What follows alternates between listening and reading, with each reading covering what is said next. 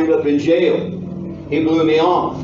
And another evangelist came, preached, and this same young man, he spotted him. And he took him aside and he said, buddy, you're a mad teenager. And you got so much anger in you, if you don't get this fixed and turned over to God, you're going to end up hurting somebody. And he blew him off. And it was probably a month later when he was in his bedroom, mad at his dad, listening to heavy metal music. Don't think that your music won't even affect you, because it can. And he took a hammer, true story, Hickory, Illinois, and he went to the very principal of that school I preached for many times, and he took a hammer and he beat his dad's skull in with a hammer. And that happened even in a Christian home. Now what I'm saying is, there is a path that you could be on that is going to take you to a wrong place in the future. So God is telling us, think, use your mind. Are you going the right direction? I know there have been times I've been going the right way, times I've been going the wrong way, but when I see that I'm going the wrong way, I would be absolutely foolish to keep going that way. Now, how can you tell if somebody's going the wrong direction that they need to come to Christ change? How can you tell if a Christian is going the wrong direction that's going to take him away from God, ruin his life, his happiness, and all hopes of a good future? All right, now the Bible basic is, if you get away from the path of the Bible, you're going the wrong direction, but there's some other things you can see too. Number one, you can tell when someone's going the wrong direction because all paths are consistent. The Bible says this man took a way of death. Now, if he took it the second time, where would it lead to? Death. If he took it a third time, where would it take him? Death. Because paths are consistent. When I was a boy, my next door neighbors had about 10 acres of land, and they had a lot of trees. And I can remember doing a lot of stuff back there. We had paths back there. And we would have fun. We would dig holes in the path, put sticks over the path hole, and we covered it with pine needles. And our friends would come running along, and they'd hit that trap, and they'd fall down in our hole. It was awesome. We had vines and ropes that we would hang from trees and swing over creeks. Like we thought we were Tarzan. It was great. But the best thing about that property was in the very back we built a tree house. Now, I'm going to tell you something about that path, and you're going to think that I'm kind of making it up, but I'm not. This is the truth. We took this path hundreds of times, and every time we went down this path. Now, I want you to believe me. I know that there's some things that are so amazing you think they can't be true, but this is true, okay? All right, we went down this path hundreds of times.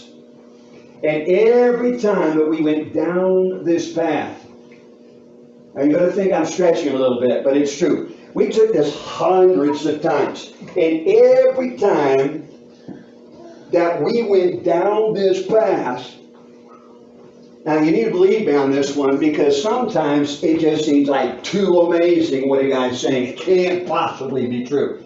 All right, but I'm going to tell you, this is true. We took this path hundreds of times. And every time that we went down this path, are you ready? It always went to the treehouse. You say, well, duh, of course. Now, this is my point. Paths always lead the same place. Now, if you take a path, it's got a destination. And it doesn't matter if you do it once, if you do it twice, if you do it 100 times, it'll always lead to the same place. Let's say that I thought that the way to get out of this auditorium was I put my head down and run this way about 20 feet. Now, I really believe this is the right way, and I think it's going to work. So I put my head down and run this way about 20 feet. What's going to happen to me at about 15 feet? I'm going to bang my head in the what? The wall. Now, let's say I get up here, and I say, well, this is going to turn out a little better the next time.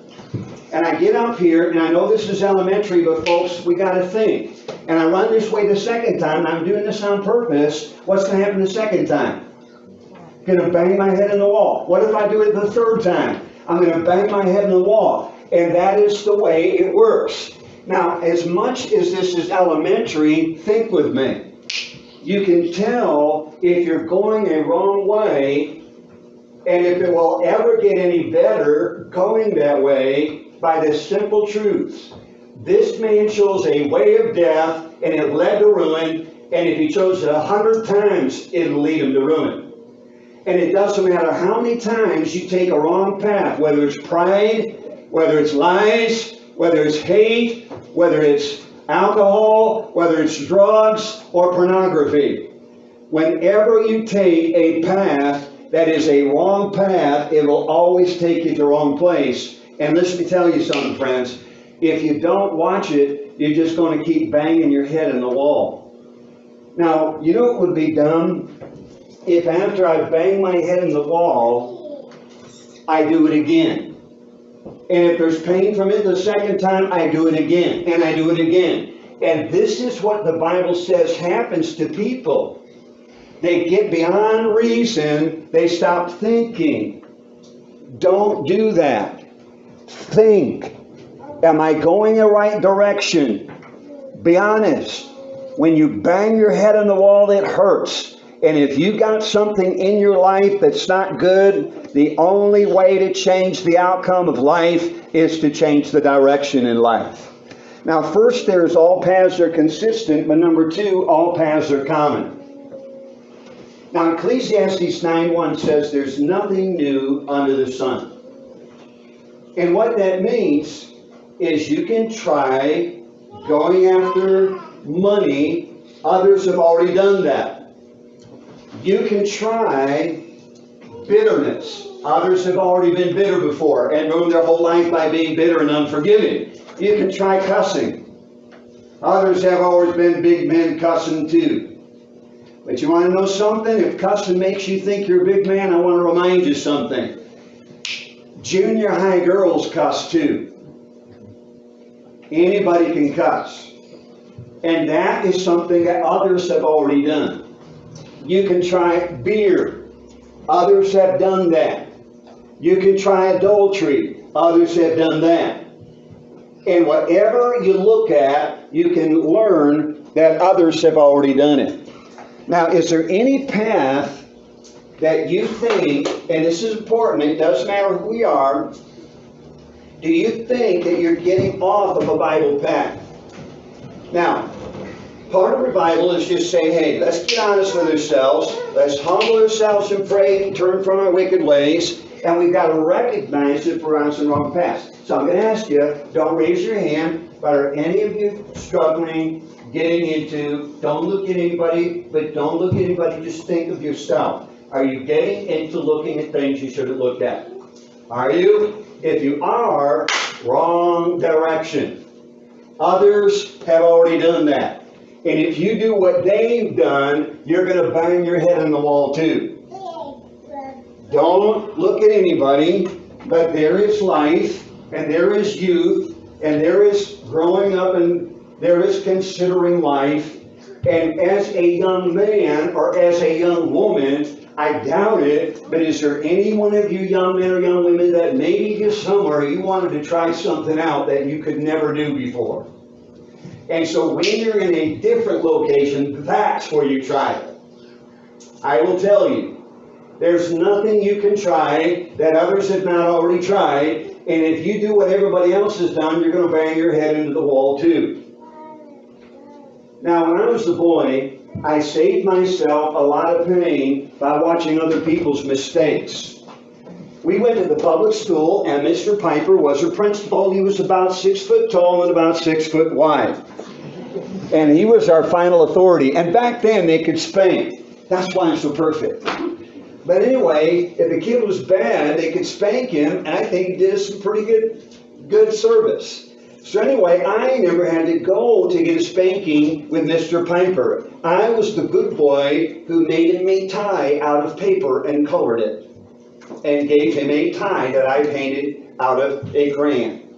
So anyway, he would wear my little ties around. I never had to get a spanking. You know why? All I had to do was see the bad boy going in to get a spanking.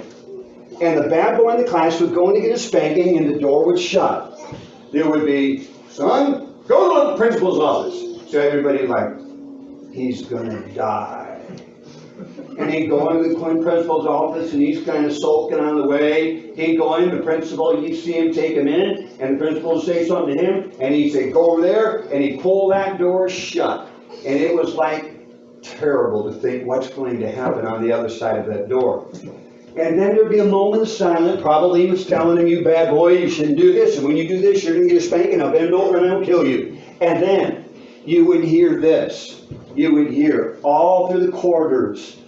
First floor, second floor, third floor, 17th floor.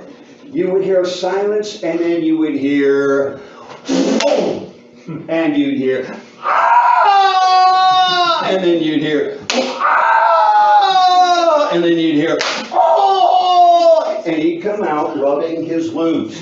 And you know what? I learned I did not want to go there. So I saved myself a lot of pain in the backside by watching other people's mistakes.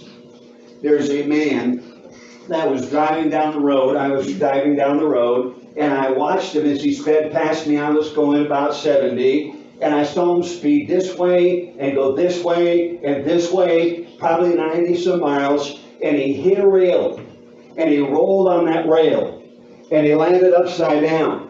And when he landed upside down, I mentioned, I think on Sunday, I went in to the car to see if there was going to be an explosion. I saw fire coming out of the engine, actually smoke, knew there'd be an explosion, probably, but I thought, there's a guy in there and he could die. So I go in and I look for a guy to pull out of it. It happened in Chapel Hill, North Carolina, true story.